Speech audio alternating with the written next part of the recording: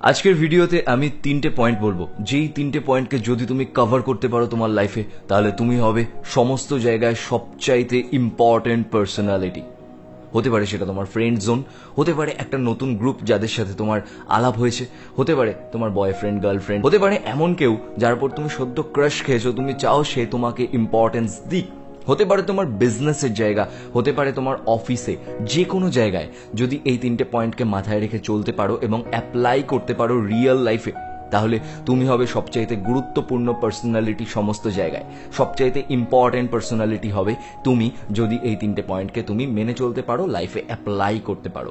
ভিডিওটাকে লাইক করতে ভুলো না, কমেন্ট করতে ভুলো না, কারণ তোমাদের লাইক খুব জরুরি। আর নোটিফিকেশন বেল অন করে দিও, চ্যানেলটা সাবস্ক্রাইব করে দিও। চলে যাচ্ছি 3টে পয়েন্টে।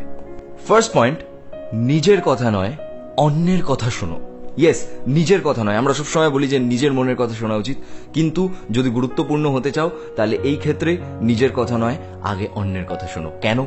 কারণ প্রত্যেক মানুষ নিজের সম্পর্কে বলতে ভালোবাসে, মানুষ শুনতে অত বেশি ভালোবাসে না, মানুষ বলতে ভালোবাসে। তাই জন্য গুড লিসেনার তৈরি হয় না, আর গুড লিসেনার তৈরি হয় না বলে সাকসেসফুল মানুষ তৈরি হওয়ার চান্সেস কমে যায়, কারণ সমস্ত সাকসেসফুল মানুষ গুড লিসেনার।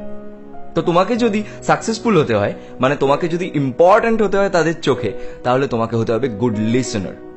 বেশিরভাগ ক্ষেত্রে এমন হয় যে ধরো তোমার মন খারাপ, তুমি কোনো এক বন্ধুর কাছে গেছো তোমার মনের কথাটা বলবার জন্য, সে বন্ধু কি করলো, তোমারটা শুনে কিছুটা শুনে তোমাকে মাঝখানে ইন্টারাপ্ট করে দিয়ে সে নিজে বলতে শুরু করলো, আমার সাথেও না এরকম একটা হয়েছিল। আরে ভাই, আমার দুঃখের কথা তো তুই জানিস না, আরে ভাই আমার সাথে যা হয়েছিল তুই তো জানিসই না।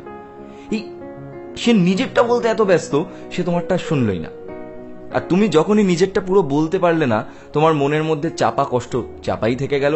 সেকেন্ড টাইম তুমি সেই বন্ধুর সাথে আর হয়তো কোনো মনের কথা শেয়ারই করবে না, কারণ তুমি বলতে গেছিলে আর সে শুনতে পারেনি। সো নতুন যাদের সাথে আলাপ হবে, যেখানেই আলাপ হবে, যে কোনো গ্রুপ বলো বা যেখানে, আমি যে এক্সাম্পলগুলো দিলাম, বি আ গুড লিসেনার। তার কাছ থেকে শোনো, তাকে জিজ্ঞাসা করো তার ইন্টারেস্টের জায়গা কোনটা, তাকে জিজ্ঞাসা করো তার ভালো লাগে কোনটা, তার খারাপ দিক কোনটা, তার ভালো দিক কোনটা, ইচ্ছে করে তাকে জিজ্ঞাসা করো। নিজেরটা বলো না, যতক্ষণ না পর্যন্ত সে তোমাকে জিজ্ঞাসা করছে। নিজেরটা বলো না, কারণ প্রত্যেক মানুষ নিজেরটা বলতে ভালোবাসে। এই ট্রিকটাকে কাজে লাগাও, তাকে দিয়ে তার সম্বন্ধেই বলাও। যখন সে দেখবে যে তুমি তাকে ইম্পর্টেন্স দিচ্ছ, তার সম্বন্ধে জানতে চাইছো, তখন এমনি সে তোমাকে অন্যের থেকে বেশি গুরুত্ব দেবে। কি, তাই না? চলে যাব সেকেন্ড পয়েন্টে। অতিরিক্ত সহজলভ্যতা মানুষের দাম কমিয়ে দেয়। যত বেশি সহজলভ্য হবে তোমার ভ্যালু তত কমে যাবে। নতুন কারোর সাথে আলাপ হয়েছে, ধরো কথার কথা নতুন প্রেম, প্রথম প্রেম, প্রথম আলাপ, সারাদিন কথা বলছো, 5 ঘন্টা 10 ঘন্টা সবসময় ফোনে, সারাদিন হোয়াটসঅ্যাপ। একটা সময় পর কি হবে, কথা বলার মতো কিছু আর খুঁজে পাবে না, তখন ভ্যালু কমে যাবে। নতুন কোনো বন্ধুদের গ্রুপ, সব সময় আড্ডা মারছো, সব সময় সেখানে যাচ্ছ, এভরি টাইম কথা বলছো, একটা সময় পর তোমাকে আর তারা সেই ভ্যালুটা দেবে না, তোমার রেসপেক্ট কমে যাবে, তোমার ভ্যালু কমে যাবে, তোমাকে কেউ হয়তো প্রায়োরিটি দেবে না।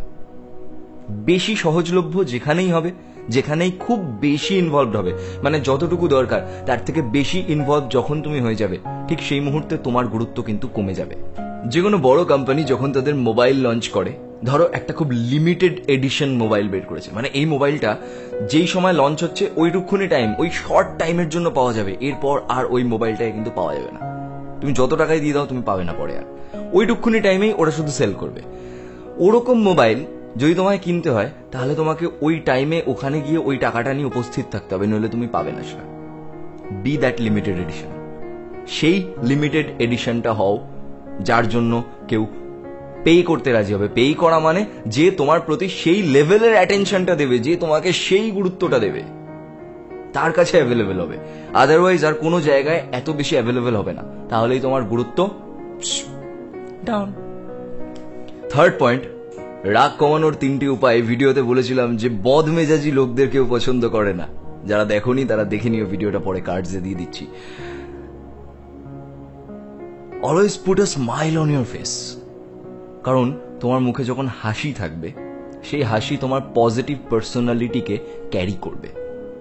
তোমাকে যেই দেখবে তার মধ্যে একটা পজিটিভিটি কাজ করবে। তুমি যদি গোমরা মুখ হয়ে কথা বলতে শুরু করো, তাহলে যে কেউ তোমাকে অ্যাভয়েড করে যাবে ফার্স্টেই, কারণ গোমরা মুখ, বদমেজাজি, এই সমস্ত লোকদের আমরা অ্যাভয়েড করে যাই। ধরো আমি এখানে ভিডিও বানাচ্ছি, আমি ধরো গোমরা মুখে কথা বলছি যে 3 নম্বর পয়েন্টটা হলো অনেকটা এরকম, তোমাদের ভাল লাগবে দেখতে? ভাল লাগবে না। আমি মুখে হাসি নিয়ে বলছি, এই কারণে তোমরা দেখছো, তোমরা রিলেট করতে পারছো আমার সাথে, বুঝতে পারছো? তো always put a smile on your face. আর কারোর সাথে যখনই কথা হবে নেগেটিভ কনভারসেশন দিয়ে চালু করবে না, যে কি শুনলাম নাকি বউ পালিয়ে গেছে, শুনলাম নাকি ব্রেকআপ হয়ে গেছে, শুনলাম নাকি এই হয়েছে। কেন? পজিটিভ কথা হলো যে তোমার জুতোটা তো খুব সুন্দর, তাকে ইম্পর্টেন্স দাও, তাহলে তোমার গুরুত্ব বাড়বে। সো 3 নম্বর পয়েন্টটা যদি সিনপসিস করি, always put a smile on your face, যেটা তোমার পজিটিভিটিকে ক্যারি করবে, যেটা সবার মধ্যে স্প্রেড হবে, তাহলে লোকে তোমায় গুরুত্ব দেওয়া শুরু করবে। তাহলে 3টে পয়েন্ট আমরা পেয়েছি আজকে। 3টে পয়েন্টের মধ্যে ফার্স্ট পয়েন্ট হচ্ছে শোনো অন্যের বেশি, নিজেরটা কম বলো, যাতে সে ফিল করে যে সে ইম্পর্টেন্ট তোমার কাছে, তাহলেই সে তোমায় ইম্পর্টেন্স দেবে। 2 নম্বর, অতিরিক্ত সহজলভ্যতা মানুষের দাম কমিয়ে দেয়, লিমিটেড এডিশন হও। এবং 3 নম্বর, always put a smile on your face. So মাথায় থাকলো? তো আজকের ভিডিওতে যার কমেন্টে ভালো লাইক পড়বে, সেই কমেন্টের উপর আমি নেক্সট ডে ভিডিও বানাবো, যদি অবশ্যই সেই টপিকটা ম্যাচিওর টপিক হয় তাহলেই বানাবো। আর কি, ভিডিওটা লাইক করতে ভুলো না, তোমাদের লাইক খুব জরুরি। আর ভিডিওটা শেয়ার করে দিও। টাটা।